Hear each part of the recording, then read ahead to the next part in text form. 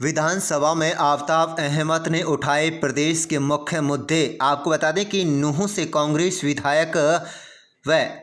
विधायक दल उपनेता आफ्ताब अहमद ने 3 दिन के शीतकालीन सत्र में मेवात सहित प्रदेश के प्रमुख मुद्दों पर प्रदेश सरकार को जमकर घेरा है। सत्र के पहले दिन आफ्ताब अहमद ने हवा गुणवत्ता का प्रमुख मुद्दा उठाकर प्रदेश सरकार को आईना दिखाया। आफ्ताब अहमद ने कहा कि हरियाणा प्रदेश महंगाई, बेरोजगारी, भ्रष्टाचार से जूझ रही है, लेकिन अब प्रदेश के लोगों को साफ हवा भी नसीब नहीं हो रही है। दिन प्रतिदिन हवा और भी ज़्यादा दूषित हो रही है। हवा में प्रदूषण का स्तर इतना बढ़ गया है कि बहुत से इलाकों का एयर क्वालिटी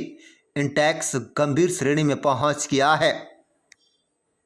बता दें कि पहले दिन आफ्ताब अहमद ने गुड़गांव अलवर राष्ट्रीय राजमार्ग की दयनीय हालत का मुद्दा उठाकर प्रदेश सरकार का ध्यान आकर्षित किया, तो राहुल गांधी की भारत जोड़ो यात्रा के दौरान मेवात में बिजली काटने का मुद्दा उठाया। इस मामले पर सरकार के अजीब जवाब पर पूरे विपक्ष ने सरकार को निशाने पर लिया।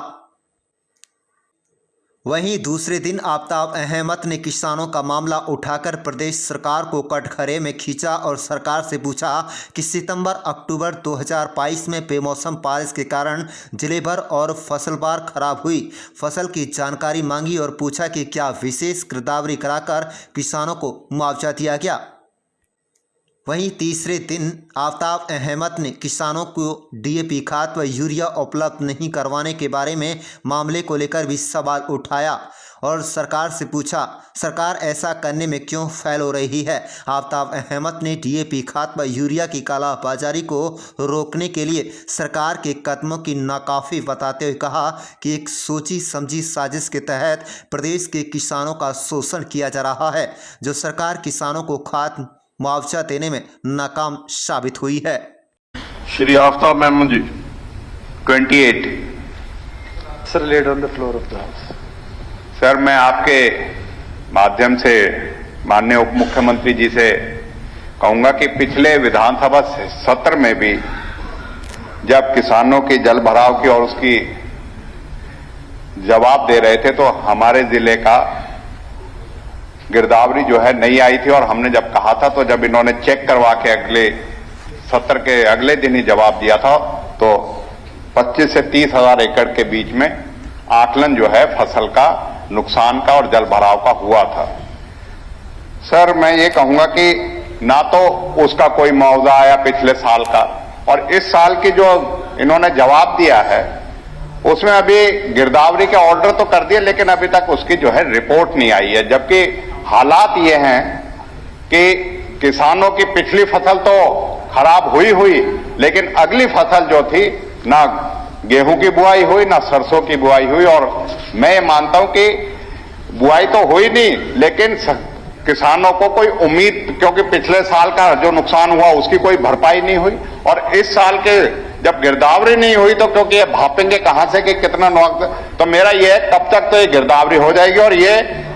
साल दर साल अब जल भराव से जो नुकसान होता है। मेरे यहां तो इन्होंने जवाब जब मैंने किया क्या मतलब उसमें कदम उठाए गए, मेरे जिले का तो नाम ही नहीं है कि उसमें जो राशि कई जगह 5-5 लाख तक की है उसमें नहीं है।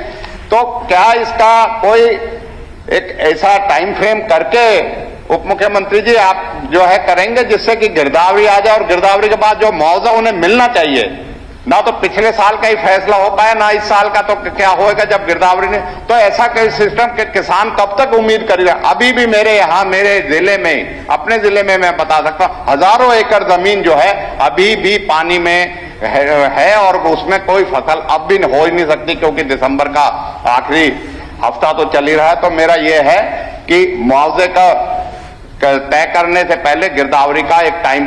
फ्रेम सेट करें जिससे कि ये होए, और पिछले साल वर्ष का जो नुकसान हुआ है उसका भी कुछ है कि नहीं है वो मुआवजे का देने का। माननीय अध्यक्ष जी, माननीय सदस्य ने जो बात कही खरीफ की, क्योंकि गिरदावरी मॉडल कोड ऑफ कंडक्ट हमारे बाई इलेक्शन का हिसार में लगा हुआ था और उसके साथ पंचायती राज का पूरे प्रदेश में लगा हुआ था, उस कारण थोड़ा सा डिले हुआ। जैसे ही वो रिपोर्ट्स आएगी उसका मुआवजा भी भेज दिया जाएगा। उसके साथ साथ माननीय सदस्य जो पिछली रबी 2022 की बात कर रहे थे, उसके अंदर हरियाणा में 109 करोड़ का रुपया ऑलरेडी सैंक्शन कर दिया, जिसके अंदर मेवात में 32.26 करोड़ रुपया फसल खराबे का ऑलरेडी सैंक्शन कर दिया है, जो आपकी ट्रेजरी में आ चुका है। उस एक सेकेंड, आपने बोला ना, आप एक बार बात तो सुन ली।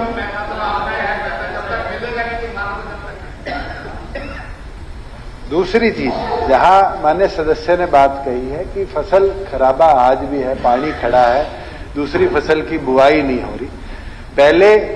हरियाणा प्रदेश के अंदर 6,000 रुपया जहां बुआई नहीं होती थी वहां मिलता था, उसको अब हमने पीछे बढ़ाया, क्योंकि 12,000 को अब हमने 15,000 प्रति एकड़ कर दिया गया 100% डैमेज का। तब उसको भी बदलकर हमने 7,500 करोड़ रुपया हरियाणा प्रदेश के 7,500 रुपया प्रति एकड़ हरियाणा प्रदेश के किसानों को मिले। अब ये निर्णय लिया गया है। आपके मेवात के अंदर क्षतिपूर्ति के अंदर लगभग 3,667 किसानों ने अपनी फसल खराबे का या बुआई ना या पानी खड़े होने का अपलोड किया, जिसके अंदर 16,007 एकड़ एरिया है जो कि आज नॉन सॉन या डैमेज्ड है, उसकी वेरिफिकेशन चल रही है। जैसे ही इन फार्मर्स का भी मेरी फसल मेरा ब्यौरा के ऊपर डाटा वेरीफाई हो जाएगा, इनको भी तुरंत उसका मुआवजा हरियाणा सरकार देगी। जहां बात मान्य सदस्य कह रहे हैं कि 32 आपने दे तो दिया, वो किसान को कब मिलेगा? मैं मान्य सदस्य इस हाउस में पहले भी रहे, आज भी रहे, आज के दिन पैसा खाते में डालने के लिए खाता वेरीफाई कराना फार्मर को पड़ेगा। और उसके अंदर मैं आपसे भी आग्रह करूंगा और अब इस सदन के माध्यम से हरियाणा प्रदेश के प्रत्येक किसान से भी आग्रह करूंगा कि मेरी फसल मेरा ब्यौरा के अंदर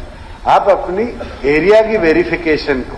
ट्रेजरी से वेरीफाई जल्द से जल्द कराएं, क्योंकि मुआवजा पड़ा रहता है। एक खेवट के अंदर 4 हिस्सेदार, 5 हिस्सेदार, 10 हिस्सेदार है,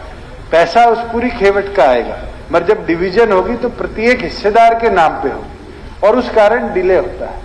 बहुत सा आज के दिन भी ऐसा पैसा है जो ट्रेजरी में हरियाणा सरकार ने भेजा हुआ है, डिस्ट्रिक्ट्स में, ब्लॉक्स में, सब डिविजन में पड़ा है, मगर 8-8, 9-9 सालों से उसका क्लेमेंट कोई नहीं आया, जिनके अकाउंट्स वेरीफाई होकर उसके अंदर पैसा ट्रांसफर हो जाए। तो मैं तो विधायकों से भी आग्रह करूंगा कि आपकी कॉन्स्टिट्यूएंसी के अंदर सब डिवीजन लेवल पर इसको जरूर मॉनिटर कराकर जो उचित किसान जिसकी फसल को नुकसान हुआ उसके खाते में पैसा जरूर भिजवाने का काम।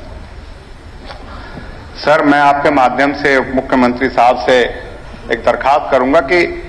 आपने गिरदावरी और मुआवजे की बात तो कर दी, लेकिन ये बार बार जो जल भराव की जो समस्या हो रही है, इसके लिए प्रभावी कदम भी उठाए जाने चाहिए। क्योंकि ये नहीं कि अब आपने इसमें लिख दिया डीजल और बिजली के पंप सेट से, इससे बात नहीं बनेगी। लो लाइंग एरियाज के लिए बिल्कुल इस चीज के लिए, और बार बार जब आपके पास सर्वे हो रही है, गिरदावरी हो रही है, तो आपके पास है जो लो लाइंग एरिया के लिए